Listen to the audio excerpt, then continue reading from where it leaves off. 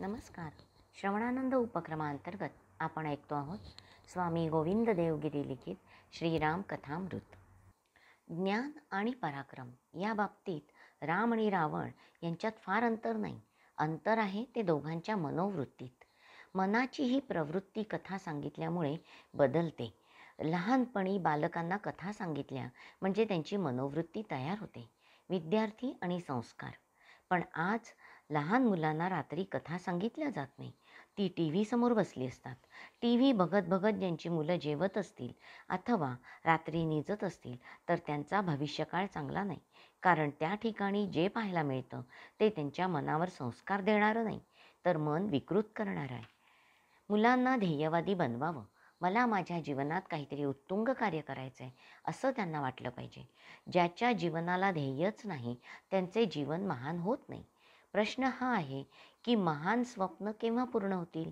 एक इंग्रजी वाक्य मला फार आवडतं. They never fail who fall in great cause.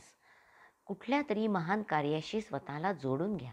त्या महान कार्यात स्वतःला झोकून द्या. अशा झोकून दिलेल्या महान कार्यात आलेले अपयश हे क्षुद्र कामातल्या यशापेक्षा फार मोठं असतं. वयाच्या 14व्या वर्षी स्वातंत्र्यवीर सावरकर भवानी मातेसमोर प्रतिज्ञा करतात. देशाच्या स्वातंत्र्याकरता सशस्त्र क्रांतीचा केतू उभारून मी मारता मारता मरे तो झुंजेन. सावरकरांच्या जीवनात हे 14व्या वर्षी घडले. ते त्यांनी लहानपणी ऐकलेल्या गोष्टींमुळे. म्हणून मोठेपणी वेदांत सांगावा, पण लहानपणी कथा सांगाव्यात. त्यांच्या मनाला आकार येतो. आज आपल्या मुलांच्या मनाला टी व्ही आणि टी व्हीवरील जाहिरातींचा आकार आलाय. मनाचा आकार हा संस्कार असतो. मनाला त्याचा आकार येतो जे रात्रंदिवस बघितल्या जाते, ऐकल्या जातं. म्हणून वेदांमध्ये मंत्र येतो, भद्रं कर्णेभिः शृणुयाम देवाः भद्रं पश्येमाक्ष वीर्यजत्राः. माझ्या डोळ्यांनी मी पवित्र बघावे, माझ्या कानांनी मी पवित्र ऐकावे, माझ्या तोंडाने मी पवित्र बोलावे. आपल्या मुलांच्या तोंडी काही पवित्र श्लोक आहेत का हे घरी जाऊन जरा तपासा. रामांची ही सारी जडणघडण राजमहालात झाली नसती, म्हणून विश्वामित्रांनी त्यांना बाहेर काढलं. राम हा केवळ दशरथाचा पुत्र नव्हे, तर तो अयोध्येचा भावी राजा आहे. राम ही राष्ट्रीय संपत्ती आहे, त्यामुळे त्याचे नीट संगोपन जतन होणे आवश्यक आहे. हा विश्वामित्रांचा फार दूरवरचा दृष्टिकोन आहे. अहल्योद्धाराची कथा. देशाचा भावी राजा नुसता बलवान नसावा, तो धैर्यवानही असावा. त्याच्या अंतःकरणाला करुणा असावी.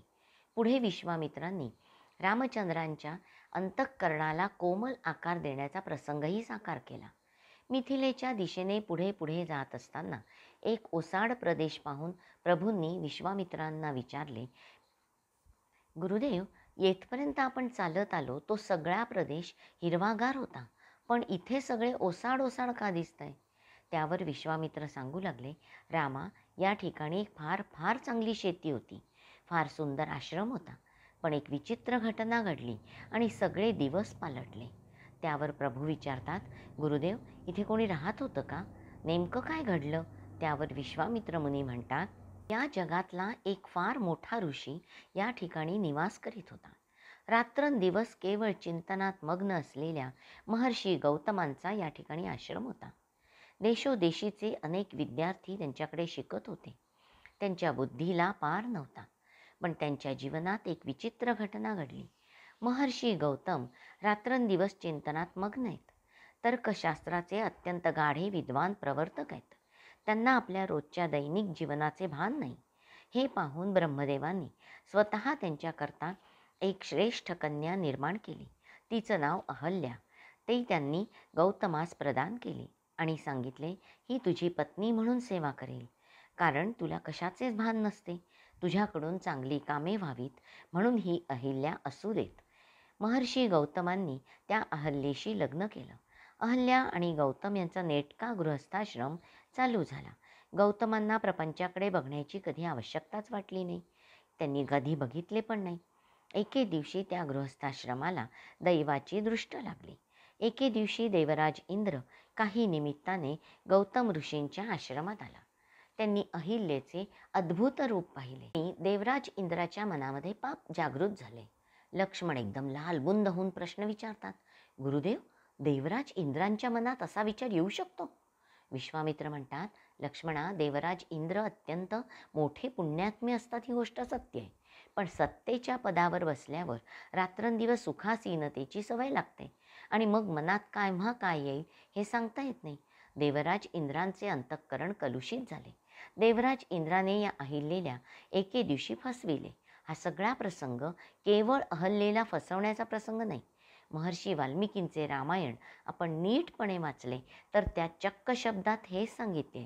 अहल्येने देवराज इंद्रांना ओळखले, देवराज इंद्रांचे स्वागत केले. हे ऐकून तुम्हाला कदाचित धक्का दिल्यासारखे वाटेल, पण सत्य जे आहे ते हेच आहे. वाल्मिकी रामायणामध्ये कुठेही लप्पाछप्पी नाही, चमत्कार नाही. भगवंतांनी दगडाला स्पर्श केला, दगडाची स्त्री झाली असले कथानक वाल्मिकी रामायणात नाही. वाल्मिकी रामायणात जे प्रत्यक्ष घडले ते दिले. म्हणून वाल्मिकी रामायणाच्या परिशीलनाची आज जास्त आवश्यकता आहे. जी लोक श्रद्धाळू आहे त्यांना शंका येणार नाही. पण पुढल्या पिढीतील एखाद्या तरुण मुलाने विचारलं, केवळ पाय लागल्याने दगडातून स्त्री निघू शकते का? तर आपल्याजवळ या प्रश्नाचे उत्तर नाही. परिणामतः तरुण मुलांना वाटू लागेल, रामायण एक काल्पनिक कादंबरी आहे. अशा वेळी आपल्याला वाल्मिकींच्या रामकथेचा आधार घ्यावा लागेल. सामान्यतः असे समजले जाते की मुनिवेश धारण करून इंद्राने कपटाने अहल्येला फसवले. परंतु महर्षी वाल्मिकींनी स्पष्ट लिहिले, अहल्येने देवराज इंद्रांना ओळखले, तिने त्याचे स्वागत केले. तुमच्या मनात काही शंका राहू नये म्हणून वाल्मिकी रामायणातील श्लोकच सांगतो. मुनिवेशम सहस्त्राक्षम विज्ञाय रघुनंदन मतीं चकार दुर्मेधा देवराज कुतूहलात. विज्ञाय म्हणजे जाणून घेणे. या ठिकाणी महर्षी वाल्मिकींनी अहल्येसाठी दुर्मेधा शब्द वापरलाय. याचा अर्थ तिची पण बुद्धी त्यावेळी दूषित झाली. जे काही पाप घडले ते देवराज इंद्र आणि अहल्या दोघांच्या संगनमताने घडले. महर्षी वाल्मिकींनी हा प्रसंग विस्ताराने सांगितलाय. वाल्मिकी म्हणतात, अहल्येने जेव्हा गौतमांना येताना पाहिले तेव्हा इंद्राला लवकर निघून जायला सांगितले. त्यामुळे या प्रकरणात अहल्येचा अजिबात दोष नाही असं अजिबात नाही. इंद्राचा दोष तर आहेच, पण अहल्या देखील चुकली आहे. महर्षी गौतम जेव्हा आले तेव्हा त्यांनी इंद्राला जाताना पाहिले. सारे काही त्यांच्या लक्षात आले. महर्षी गौतमांनी इंद्राला शाप दिला. इंद्र धावत तिथून निघून गेला. महर्षी गौतम आपल्या कुटीत प्रवेश करतात. भीतीने थरथर कापत असलेली अहल्या त्यांच्या समोर उभी आहे. तिच्या नेत्रांतून आसवांच्या धारा वाहत आहेत. क्रोधाने संतप्त झालेल्या महर्षी गौतमांच्या मुखातून शापवाणी बाहेर पडते. वातभक्षा निराहारा तप्यंती भस्मशायिनी अदृश्या सर्वभूतानां आश्रमेस्मिन् वसिष्यसि शीलायाम आश्रमे तिष्ठ. ह्याचा अर्थ, तू दगडधोंड्याप्रमाणे इथे पडून राहा. मी आता निघालो. कुणीही तुला भेटणार नाही. भस्मशायिनी म्हणजे धुळीत पडून राहा. तप्यंती म्हणजे या ठिकाणी तप कर. याचा अर्थ गौतमांनी अहल्येचा त्याग केला. म्हणजे अहिल्या ही परित्यक्ता आहे. तिने आपली चूक कबूल केली. ती म्हणाली, नाथ, माझ्या हातून जे घडले ते त्यातून बाहेर निघण्यासाठी काही उपाय सांगा. महर्षी गौतम म्हणाले, मी तुला काय सांगणार? पण भगवान विष्णू रामावतारात येतील, ते स्वतः तुला सांगतील, भेटतील. त्यांनी जर तुला योग्य लेखून तुझ्या आतिथ्याचा स्वीकार केला तर तू शुद्ध झालीस असं समजून मीही तुझा स्वीकार करेन. महर्षी गौतम तिथून निघून गेले. ते गेल्यामुळे तेथील सगळे विद्यार्थी निघून गेले. आश्रम ओस पडला. ओस पडलेल्या जमिनीला अहल्या म्हणतात. हल म्हणजे नांगर. जी कधी नांगरल्याच गेली नाही, जी ओसाड पडून राहिली, त्या ठिकाणी एका शिलाखंडाआड एकाकी अवस्थेत अहल्या तप करते. वातभक्षा निराहारा याचा अर्थ ती उपवास करते. केवळ वायुभक्षण करून जगते. तहान लागलेल्या माणसाला सतत पाणी दिसते. त्याप्रमाणे दुःखात पिचत असलेल्या एकाकिनी अहिल्याला सतत रामाचा ध्यास लागलाय. राम केव्हा येणार?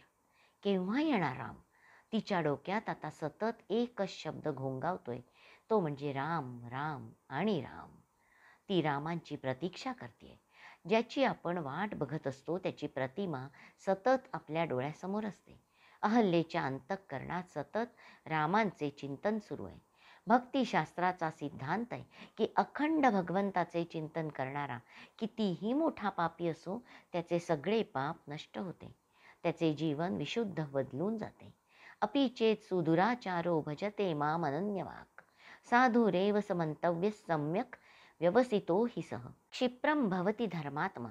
भक्तीने मनुष्याचे जीवन बदलते हे रामकथेतून बघायला मिळते. त्यांना पशुसारखे स्वच्छंदी जीवन जगायचे आहे, त्यांना मला काहीही सांगायचे नाही. पण ज्याला आपल्या जीवनाचे काही महत्त्व वाटतं आणि मनुष्य हा पशुपेक्षा काही अंशी श्रेष्ठ आहे हे ज्याला जाणवतं, किंबहुना मनुष्यामध्ये पशुत्व फार थोडे आहे आणि परमेश्वरी अंश जास्त आहे, एवढेच नव्हे तर ह्या परमेश्वरी अंशाला जागृतही करता येते. त्याच्यावर ज्यांचा विश्वास आहे तेवढ्याच लोकांकरता मी फक्त बोलतो. बाकीचे पशुवत जीवन जगायला मुक्त आहेत. रस्त्यावर चालण्यासाठी नियम असतात, ते माणसांसाठी आहे, जनावरांसाठी नाही. ज्यांना माणूस म्हणून जीवन जगायचे त्यांच्याकरता रामकथा आहे. ज्यांना मनुष्याच्या अंतःकरणातले देवत्व जागृत करायचे त्यांच्याकरता धर्म आहे, त्यांच्याकरता संस्कृती आहे. बाकीच्यांकरता TV आहेच, त्यांनी कसेही जगावे. मी वृषाली केळकर आजच्या वाचनाचा येथे समारोप करते. हरिओम तत्सत. श्रीरामकृष्णार्पणमस्तु.